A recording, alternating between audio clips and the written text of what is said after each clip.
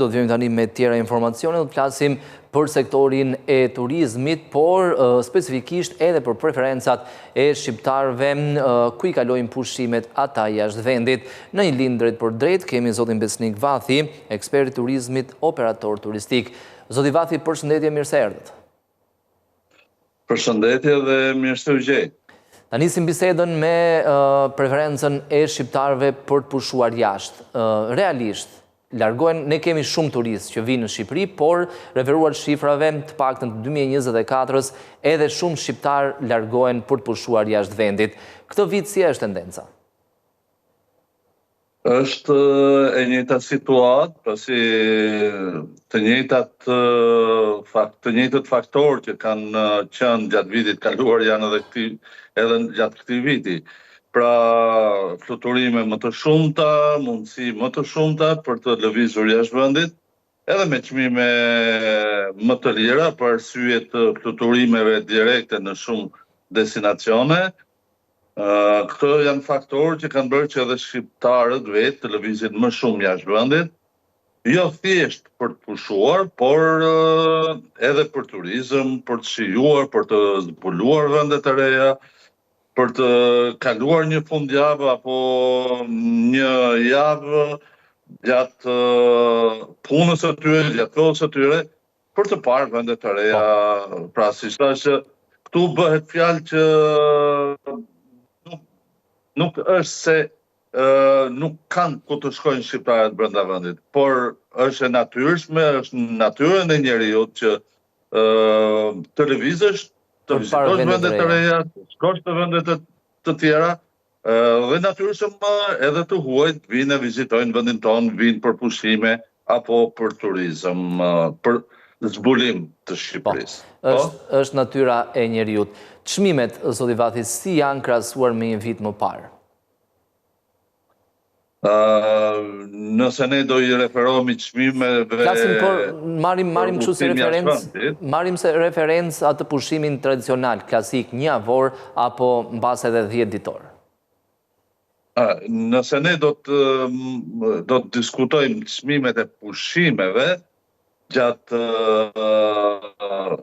verës, sidomos, çmimet janë rritur në krahasim me vitin e kaluar, ka një rritje në destinacione, sidomos në Turqi, Greqi apo vende të tjera, një rritje që shkon në hotele diku te 10 apo hotele të ndryshme edhe 15%. Pra çmimet janë rritur, por është një rritje që çdo vit e shohim, por nuk ndikon shumë në kërkesën dhe në lëvizjen, pasi më shumë mund të ketë ndikuar në atë që udhtohet dhe qëndrohet më pak dhe udhtohet më shumë. Pra nëse janë rritur çmimet, nuk shkohet më 10 ditë, shkohet 7 net, shkohet 6 net, madje ka kërkesa edhe për pushime më të shkurtra, 5 net apo 4 net, sidomos në Greqi. Mbase shqiptarët, zoti Vathi, një pjesë të kësaj rritje e kompensojnë me zhvlerësimin e euros nëse gjithmonë i kanë të ardhurat në lek. Pra, në një farë mënyrë mund të kompensohet? Nuk është se ka rënduar shumë. Nuk besoj se ka rënduar shumë këmbimi, se sa thashë lëvizjet nuk janë thjesht gjatë verës, gjatë pushimeve, por lëvizjet janë sidomos gjatë vitit, janë gjatë gjithë vitit, ka lëvizje për udhime në qytete të ndryshme të Europës, edhe për shkak të ofertës shumë më të lirë që po ofrojnë 2 kompanit low cost tashmë në Shqipëri, që e kanë futur Shqipërinë në tregun e tyre të low cost. Kjo bën që lëvizjet të jenë shumë më të shumta gjatë gjithë vitit dhe të shtuara gjatë vitit se sa gjatë pushimeve të verës.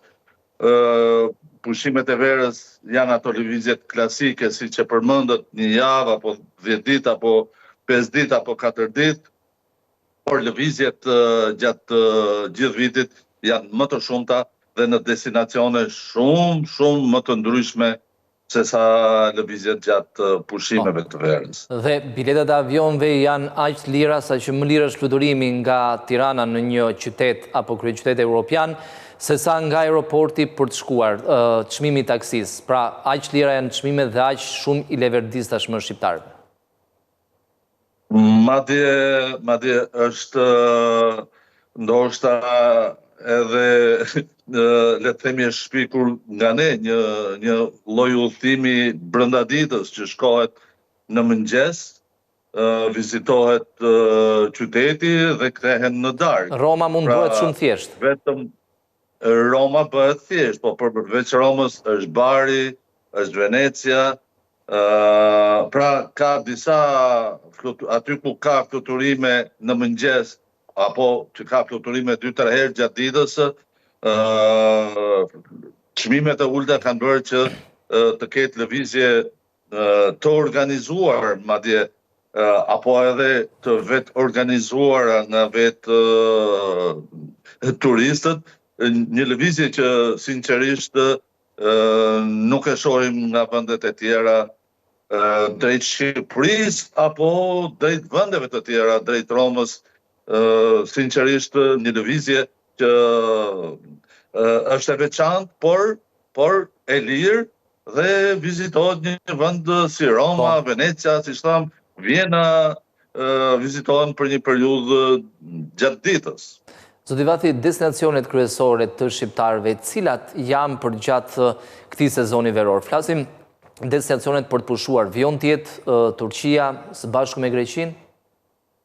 Si që thash, vazhdon të jetë destinacioni ku paguhet më shumë, ku shpenzohet më shumë dhe ku ka numra të konsiderueshëm, është Antalya dhe në vend të dytë në Turqi është Bodrumi, ku ka dhe fluturime charter, ndërkohë është Greqia, ndoshta në vend të parë për numrin e madh të atyre që shkojnë, por për shpenzimet që bëhen është ndoshta në vend të dytë, pasi shpenzimet në Greqi nuk janë aq të larta, shkohet me makina, me autobusë, shpenzohet edhe dhe merren ndoshta apartamente me qera, apo edhe hotele të lira, dhe më pak janë destinacionet e tjera në rajon.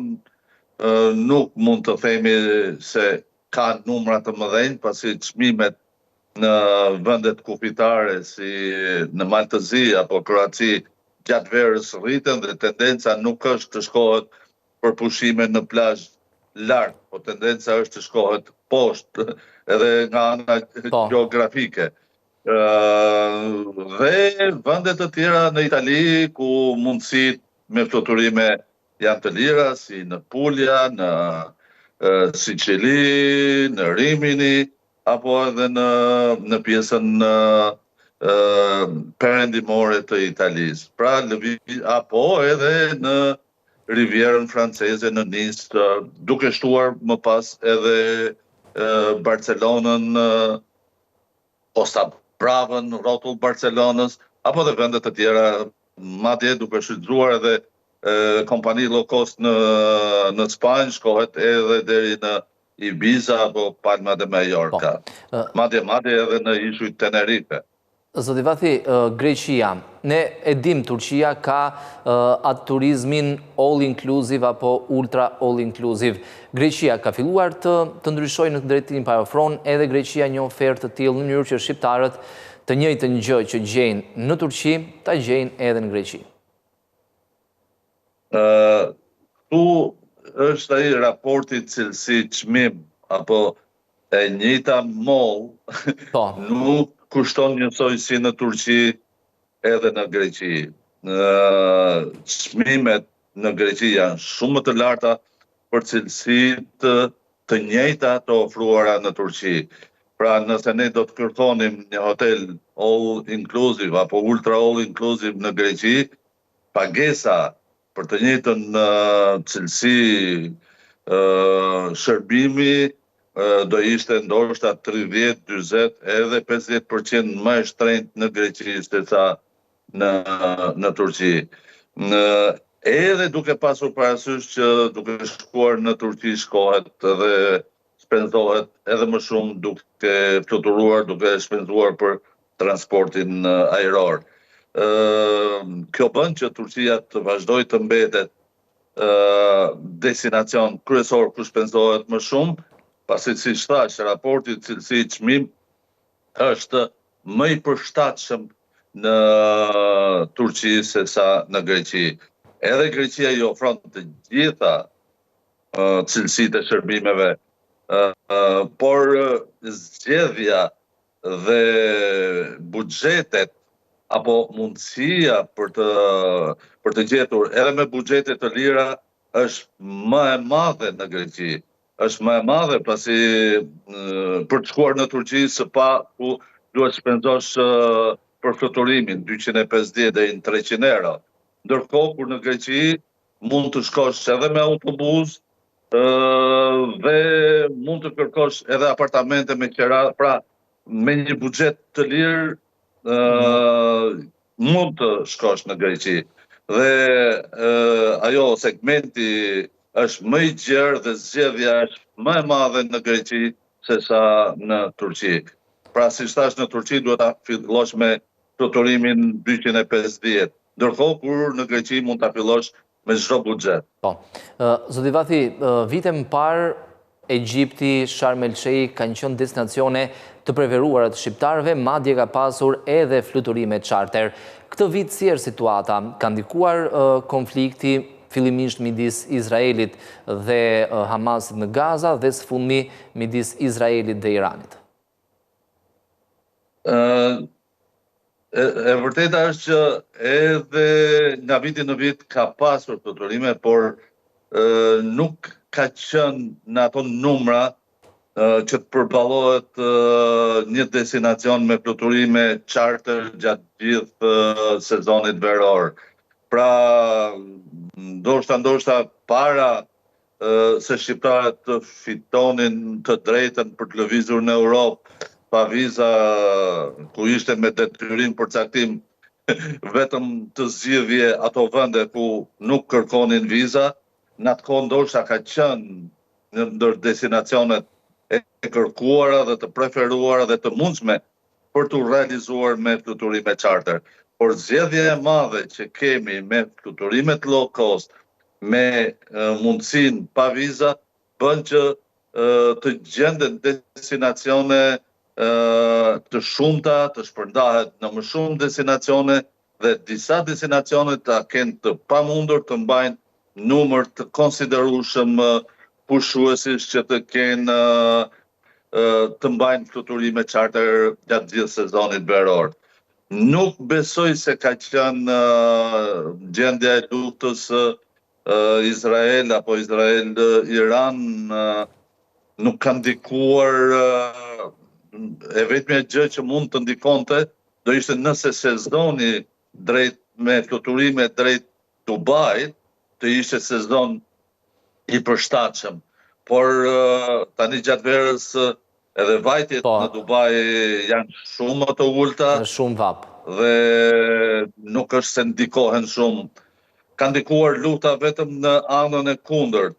Izraelitët kishin filluar fluturimet charter drejt Shqipërisë dhe janë anulluar. Pra, më shumë ka ndikuar në turizmin shqiptar se sa turizmin e shqiptarëve. Turizmi shqiptarëve në atë rajon nuk ka qenë dhe nuk është i prekur për momentin. Zoti Vathi, edhe një pyetje në lidhje me vendin tonë. Pak ditë më parë, administrata timore ka njoftuar një plan veprimi për gjatë sezonit veror në sektorin e turizmit. Ka disa masa që synojnë kryesisht luftën kundër informalitetit. Një ndërto është vendosja e pagave referencë për rreth 45 profesione gjithmonë në sektorin e turizmit që variojnë nga 550 deri në 1400 euro. Në këndvështrimin tuaj, pagat e para janë në këtë interval në sektor dhe njëkohësisht, ka informalitet të lartë? Shiko, unë nuk kam ndonjë opinion kundër masave të drejtorisë tatimore që vendos tarifa referencë për pagat. Por nëse janë nisur nga konkluzioni që shikose në industrinë e turizmit, në hotele,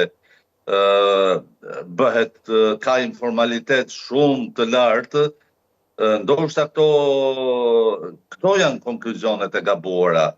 Informaliteti në industrinë e turizmit nuk është më i lartë se sa informaliteti në tërë ekonominë shqiptare. Edhe nëse do të ishte pak më i lartë, nuk besoj të jetë aq sa që diskutohet duke u nisur nga numrat e turistëve, i binte që 1 në 5 turistë të flejnë në hotele, 4 të tjerët të flejnë jashtë. Kjo ndoshta nuk i takon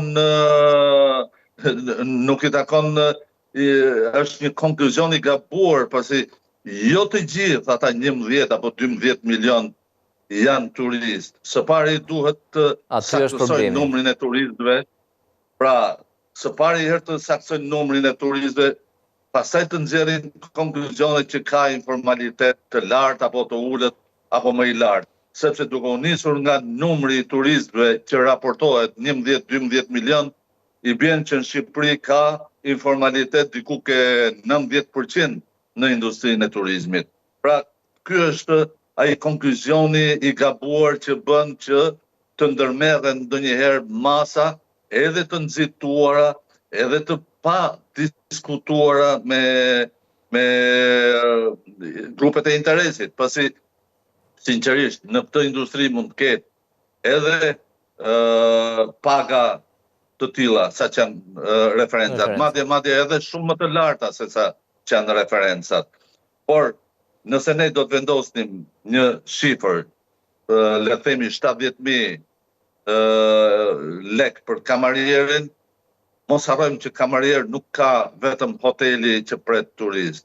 Kamarier ka nga jugu në veri, në çdo qoshe të Shqipërisë.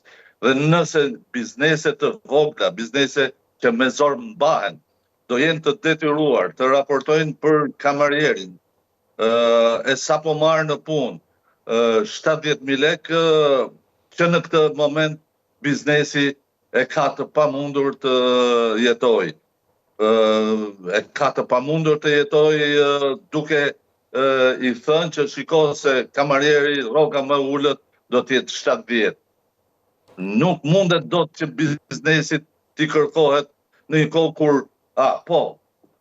le të ketë referenca, po të jenë të diskutuara, të gjykuara me bizneset dhe të miratuara.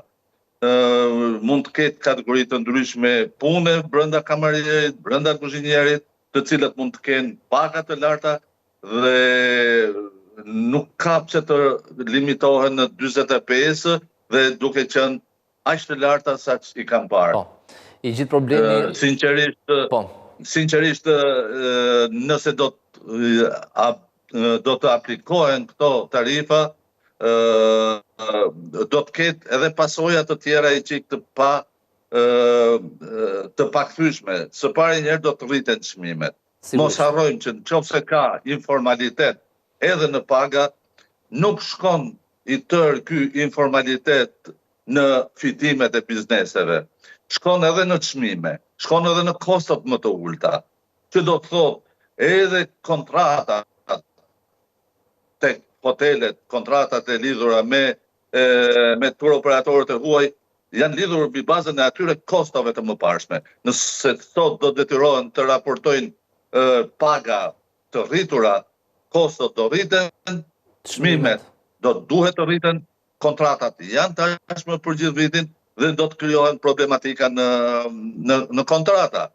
Do të krijohen problematika në rritjen totale të çmimeve në gjithë restorantet në Shqipëri, në gjithë hotelet në Shqipëri, në gjithë baret, pasi nëse më parë një kamarier ka pas marrë 50.000 lekë të reja, apo pak më shumë, edhe sot do duhet të marrë 70.000 lekë, atëhere ai restorant nuk mund të jetoj më, pasi mund të jetë në kufit e mbijetesës. Pra, këto referenca nuk kam se të dalin dhe të aplikohen në formë urgjente. Le të shtrohen për diskutim, le të diskutohen gjërë me grupet e interesit, dhe ndoshta mund të jenë të ulta dhe mund të jenë edhe më të larta, por do të duhet të kategorizohen dhe të jenë të pranuara nga grupet e interesit, të diskutuara me ta. Zoti Vathi, ju falenderoj për këtë lidhje drejt për drejt në studion e televizionit Skan, ditë mbarë.